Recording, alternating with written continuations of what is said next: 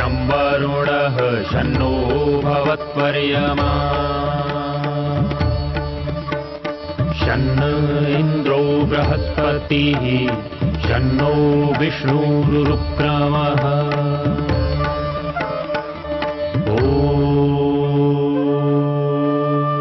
शान्ति शान्ति शान्तिः।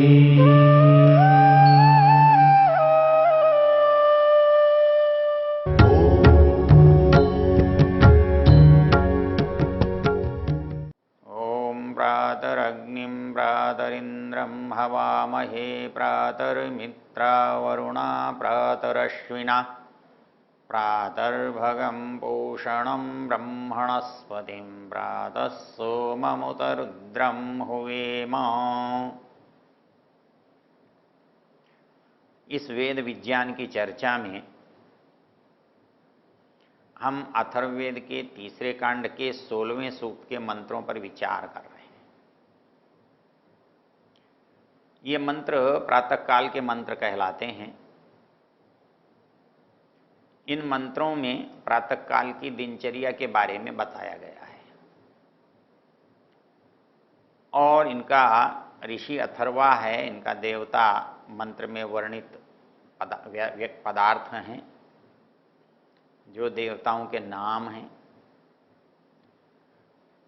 और इसका निश्चित जगती छंद है।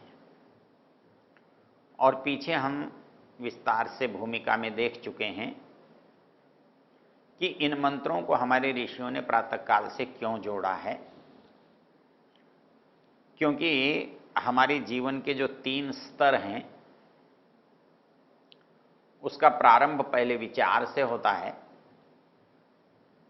फिर शरीर से होता है और फिर आत्मा बुद्धि से होता है। अर्थात विचार जब आता है तो शरीर सक्रिय होता है और जब शरीर सक्रिय होता है तो हमारी चेतना को हम लाभ पहुंचा पाते हैं, ज्ञान विज्ञान को पकड़ पाते हैं। तो इसलिए प्रातःकाल मनु महाराज ने कहा था वेद तत्वार्थमेवच, कि प्रातःकाल उठ करके कुछ न कुछ वेद के बारे में, वेद के मंत्रों के बारे में हमें अवश्य विचार करना चाहिए।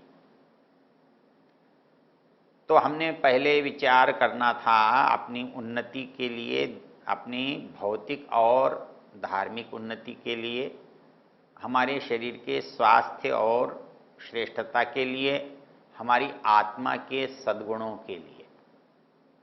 वो सद्गुण कैसे प्राप्त होंगे या वो उन्नति हम कैसे कर पाएंगे? तो वो कहता है कि यदि आप प्रातःकाल उठकर इन चीज़ों को करेंगे तो आपके दिन भर के दोनों तरह के काम ठीक ठीक हो जाएंगे।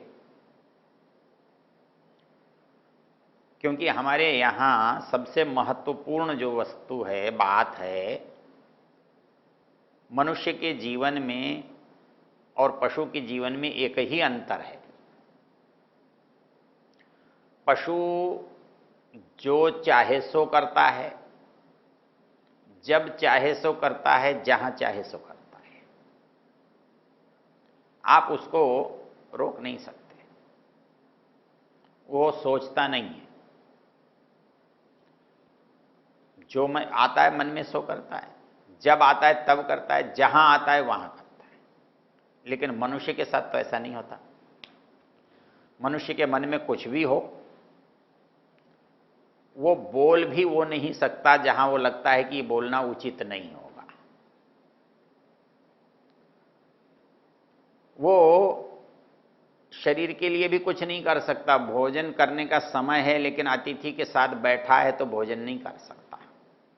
ये नहीं कह सकता मैं भोजन करूंगा तुम बैठो। तो ये तीनों बातें इसके साथ नहीं घटती। जो चाहे, जहां चाहे, जब चाहे। तो ये तीनों नियमित होती हैं। कौन सी बात कब करनी चाहिए, कहां करनी चाहिए, कैसे करनी चाहिए, ये ही इसके नैमित्तिक ज्ञान से भिन्नता है। यदि केवल स्वाभाविक ज्ञान से ये चलता तो जो कुछ पशु करते हैं वैसा ही करता, जैसे करते हैं वैसा करता, जहां करते हैं वहां करता। पशु के लिए कोई उचित अनुचित नहीं है, कोई अच्छा बुरा नहीं है, कोई धर्म अधर्म नहीं है, कोई पाप पुण्य नहीं है, कोई उचित अनुचित नहीं है। लेकिन मनुष्य के साथ तो ऐसा नहीं है। मनुष्य के साथ तो जो कुछ वो करता है वो अच्छा भी हो सकता है, बुरा भी हो सकता है, उचित हो सकता है, अनुचित हो सकता है, धर्म हो सकता है, अधर्म हो सकता है। तो उसको कैसा करना चाहिए ये विचार किए बिना वो कैसे करेगा? तो जो काम जब जहां जैसे करना चाहिए इसको हम दिनचर्या कहते हैं। अर्थात एक मनुष्य प्रातःकाल से उठकर सायंकाल तक कैसे काम करे, कब कब करे, कितना करे, कैसे करे, ये जो विधि विधान है, ये जो प्रक्रिया है, इसको हम दिनचर्या कहते हैं। तो दिनचर्या का जो पहला भाग है वो है प्रातःकाल का जागरण, और यही हमारे लिए सबसे कठिन है। हमको कभी कभी लगता है कि धर्म में क्या कठिनाई है, कुछ भी नहीं है, लेकिन वही काम सबसे कठिन है।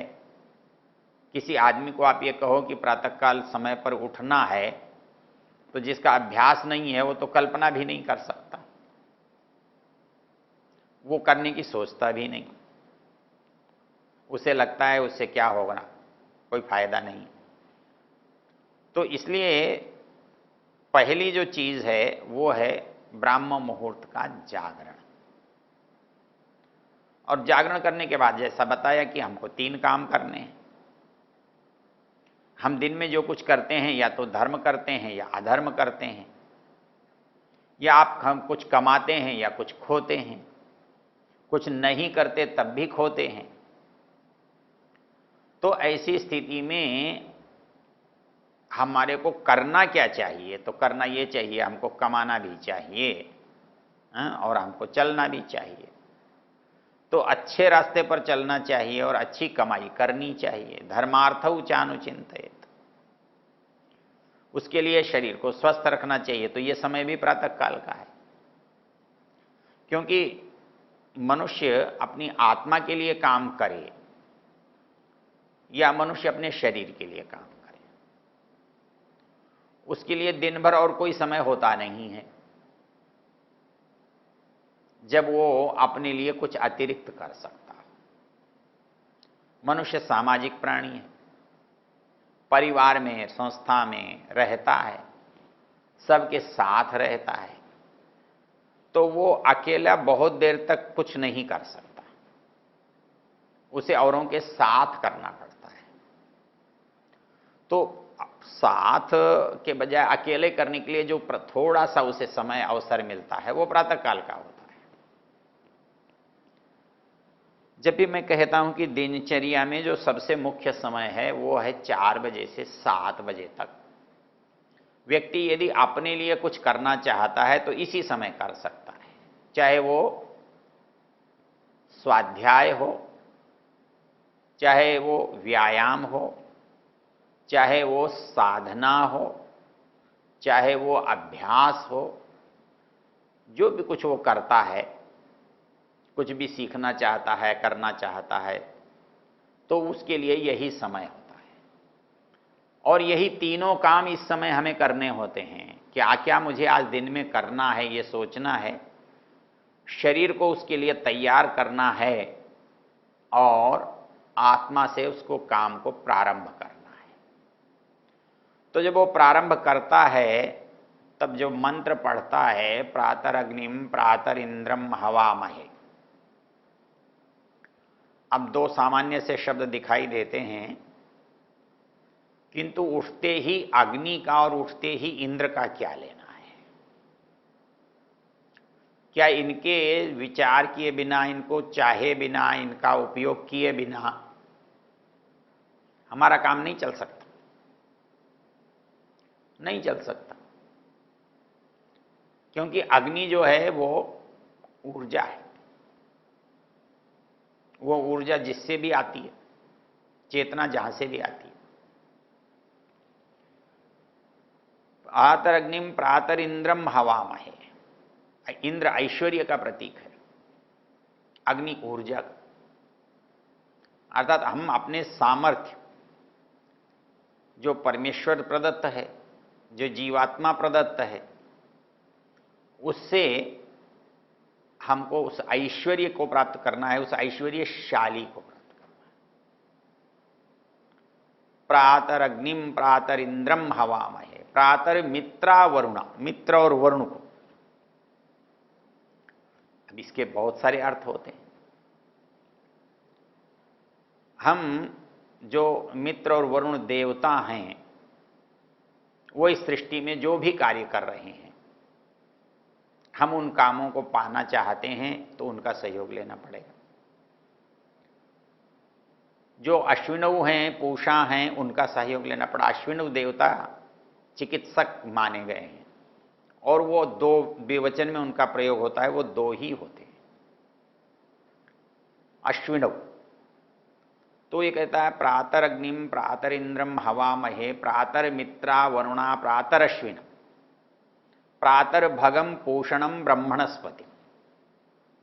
अब प्रातर भगम पोषणम ब्रह्मणस्पति, वेद के शब्दों का जब अर्थ करेंगे तो एक ही बात से, एक ही अर्थ से काम चलता नहीं।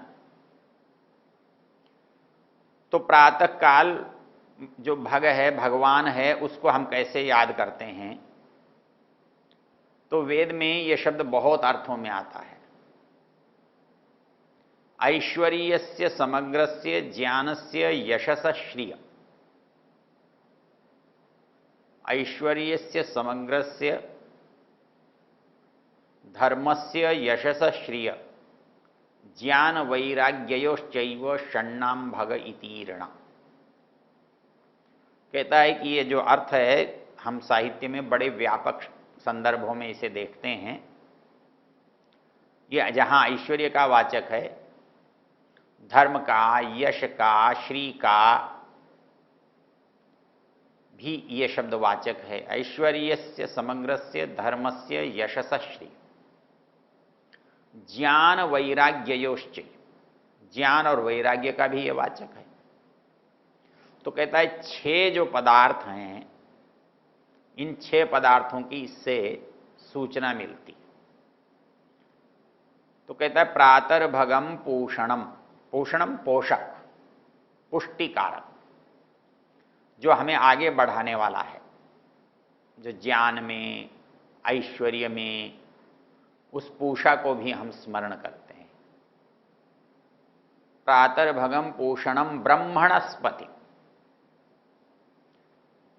ब्रह्मणस्पति ब्रह्म कहते हैं, ज्ञान को ब्रह्म कहते हैं, वेद को ब्रह्म कहते हैं, ईश्वर को ब्रह्म कहते हैं, वाणी को।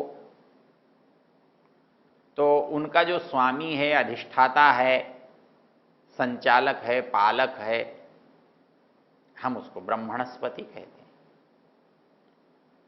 तो प्रातर भगम पोषणम ब्रह्मणस्पति, प्रातः रुद्रम हुए। और रुद्र किसे कहते हैं? लोक भाषा में रुद्र शिव को कहते हैं। रुद्र का स्तोत्र पढ़ते हैं, यजुर्वेद के 16वें 17वें अध्याय को बहुत रुद्राध्यायी कहकर बाँचते हैं। लेकिन रुद्र जो है वो परमेश्वर का नाम है, क्योंकि ये सारे परमेश्वर के नाम उसके गुणों को बताने वाले हैं, और गुणों को बताने वाले हैं इसलिए संसार के जो पदार्थ हैं उनके गुणों को भी बताने वाले हैं, उनके गुणों के बताने वाले हैं इसलिए उनके वाचक भी हैं। तो कहता है उत रुद्रम हुवेम, जो रुद्र है उसको भी हम स्तुति करते हैं।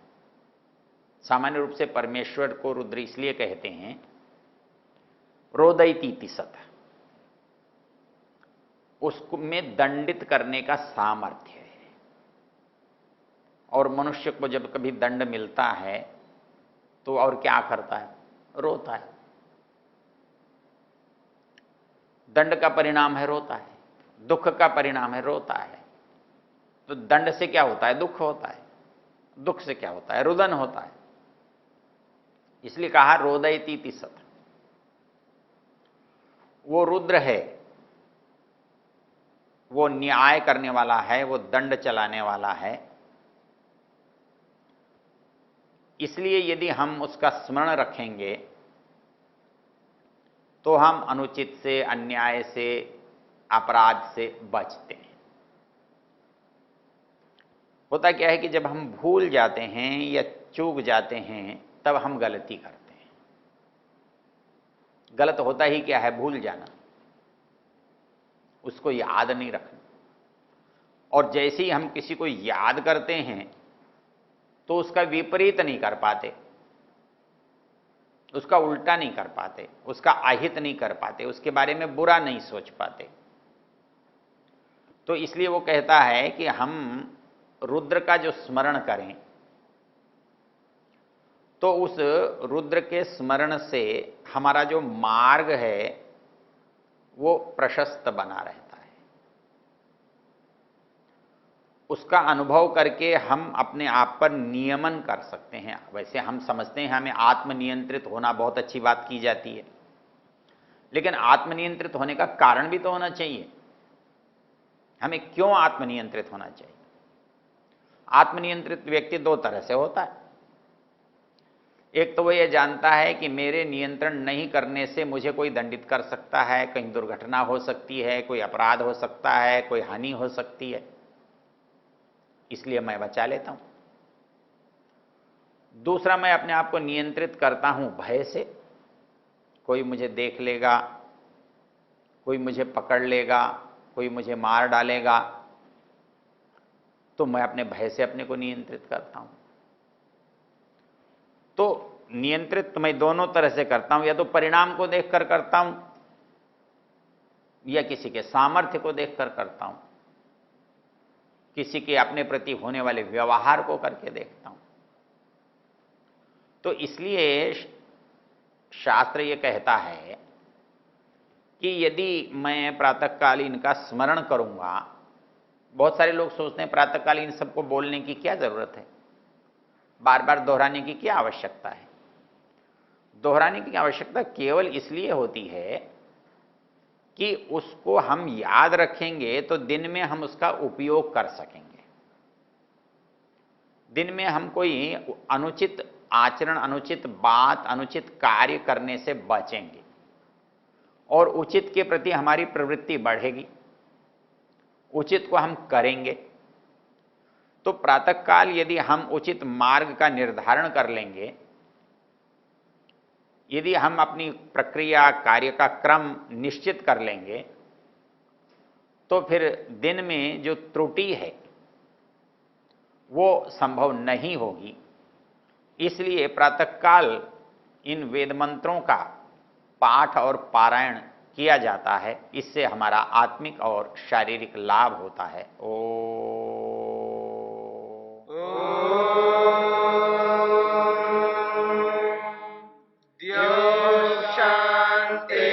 शांतिरंतरिक्षं शांति पृथिवी शांतिरापः शांतिरोषधयः शांतिः वनस्पतयः शांतिर्विश्वे देवा शांतिर्ब्रह्म शांति सर्वं शांति शांतिरेव शांति क्षमा शांतिरेधि।